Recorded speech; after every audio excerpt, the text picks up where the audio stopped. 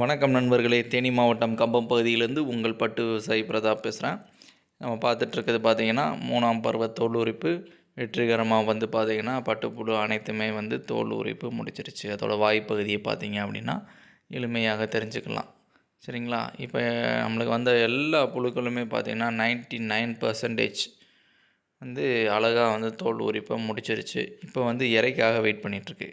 இந்த மாதிரி சூழ்நிலையில் நம்ம என்ன பண்ணோம்னா விஜிதா கிரீன் அடிச்சிடணும். இந்த ஒரு புழு பார்த்தீங்க அப்படின்னா இப்போ தோல் உரிக்காமல் அப்படியே அதே நிலைமையிலே இருக்குது. பாருங்களேன், அது நல்லா தெரியும். அதோடய வாய் டிஃப்ரெண்ட் இருக்கும், அசைவு இல்லாமல் இருக்கும். ஸோ இந்த மாதிரி புழுவெல்லாம் ஒன்றுமே பண்ண முடியாது, அது ரிஜெக்டட் தான். மற்ற ஆவரேஜாக 99% நம்மளுக்கு உரிச்சிருச்சு. அதனால நம்ம என்ன வைக்க போகிறோம்னா தலைகள் வைக்க போகிறோம். தலைகள் பார்த்தீங்க அப்படின்னா நெருக்கி வைக்க போகிறோம். இந்த மாதிரி தலைகள் வைக்க ஆரம்பித்தாச்சு அப்படின்னா ஆட்டோமேட்டிக்காக சாப்பிட்ட இலை இந்த தோல் உரித்த புழுக்கள் அனைத்துமே பார்த்திங்கன்னா ரொம்ப வேகமாக சாப்பிட ஆரம்பிச்சிடும்.